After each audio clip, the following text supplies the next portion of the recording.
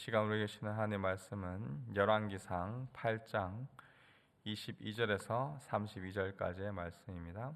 열왕기상 8장 22절에서 32절까지의 말씀, 주의 말씀을 들으십시오.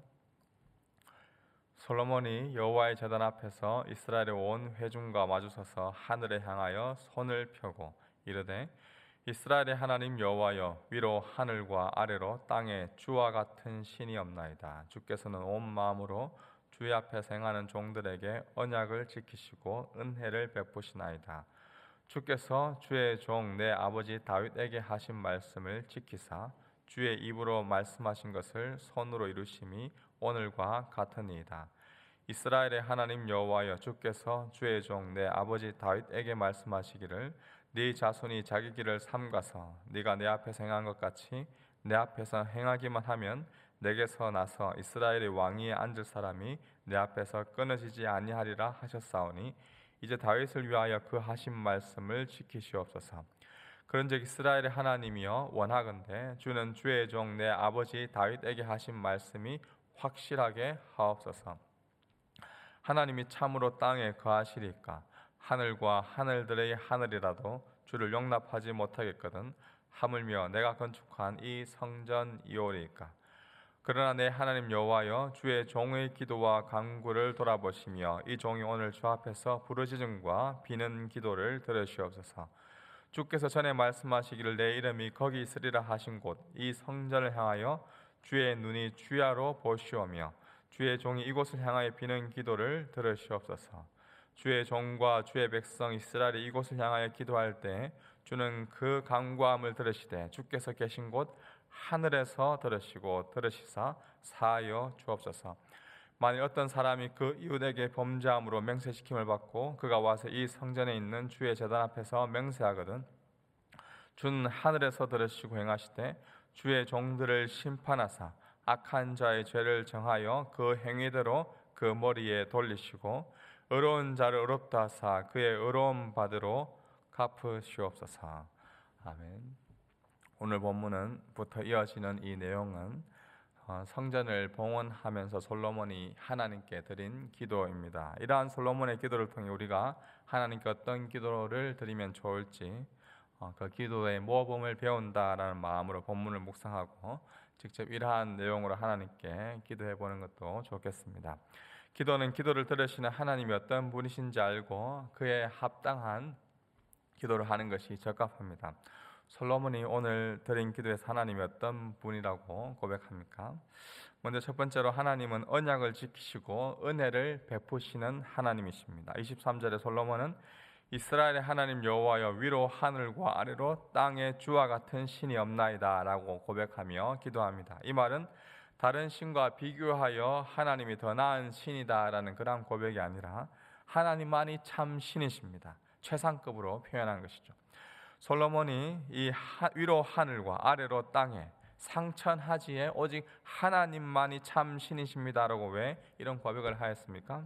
이어지는 내용을 보면 주께서는 온 마음으로 주의 앞에 행하는 종들에게 언약을 지키시고 은혜를 베푸시나이다.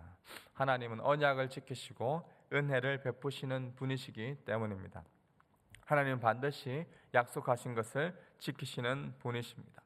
봄에 피었던 꽃들도 지고 열매들도 떨어지고 가을에 낙엽도 떨어지고 나무는 앙상해져 갑니다. 그러나 주의 말씀은 여전히 변하지 않습니다. 그리고 변하지 않는 약속의 말씀을 하나님은 지금도 신실하게 지켜주십니다.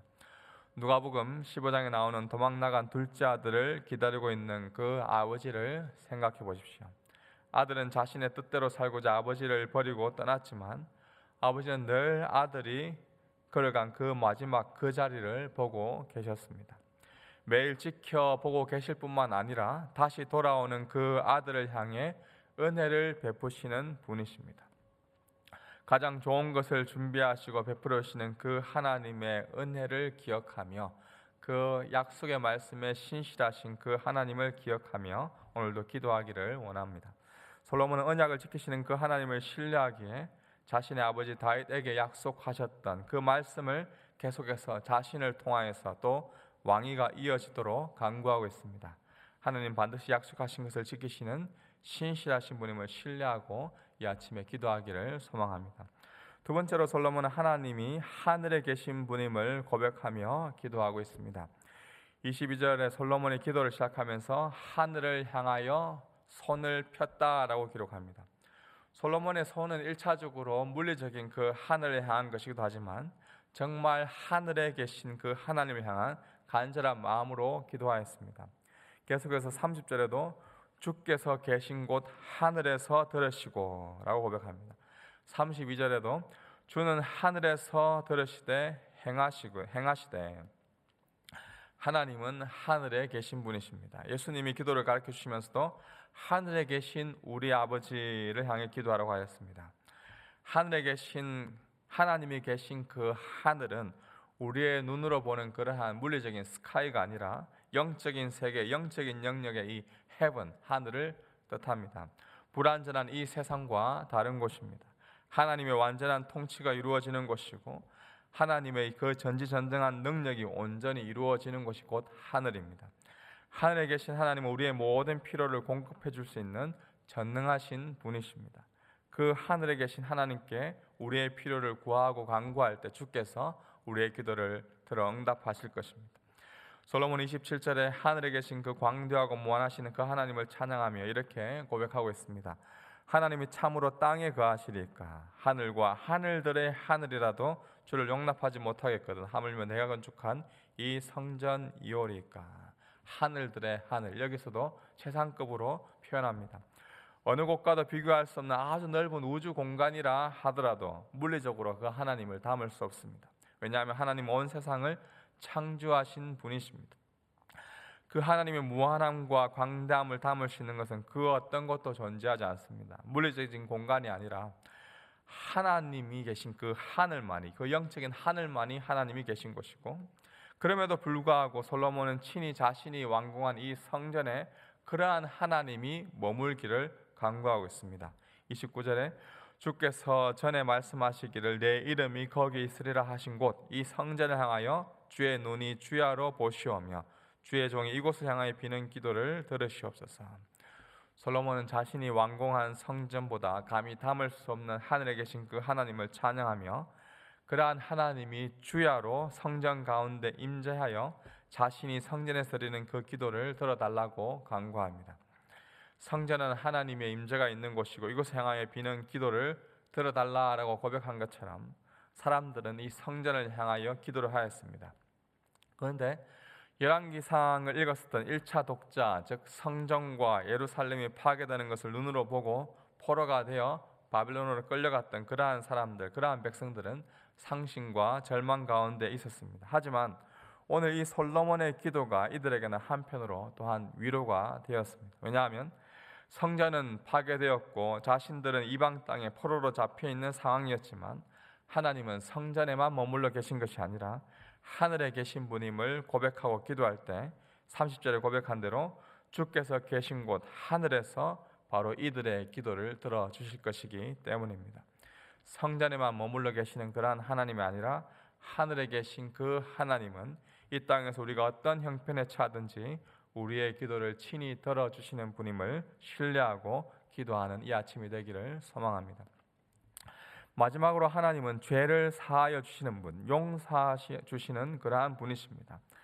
30절에 솔로몬은 하늘에서 들으시사 사하여 주옵소서, 죄 용서를 구합니다. 여기 사하다는 이 히브리어 단어는 먼저 죄나 실수를 마치 없었던 것처럼 면제하다라는 그런 의미가 있고, 또한 법적인 사면, 즉 특사를 나타내는 용서하다라는 의미가 이 사하다는 단어에 있습니다. 즉 하나님께 우리의 죄에 대해 전심으로 고백하며 하나님은 그 긍휼하심으로 우리의 죄를 친히 용서해 주실 것을 확신하면서 솔로몬은 기도를 하고 있습니다.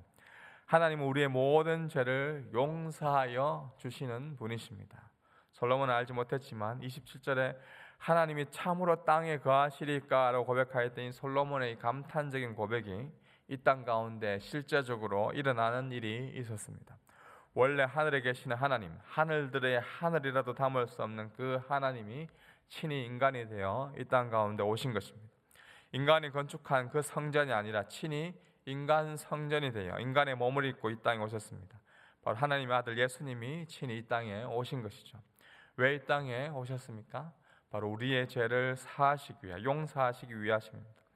하나님은 우리의 죄를 용서하시기 위해 친히 이 땅 가운데 거하시고, 그 어떤 종교도 신이 인간이 되어 인간의 죄를 용서하였거나 사람을 위해 죽었다고 이야기하지 않지만, 하나님은 친히 인간이 되어 이 땅 가운데 죽으셨습니다.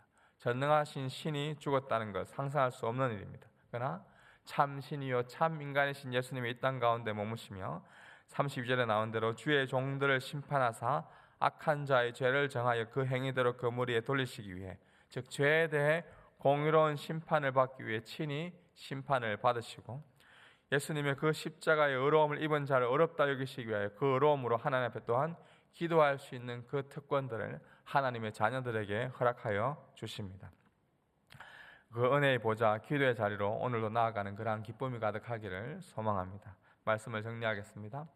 하나님은 언약을 지키시고 그 은혜를 베푸시는 분이십니다. 그 하나님께 약속의 말씀을 붙잡고 그 은혜를 구하며 기도하십시오.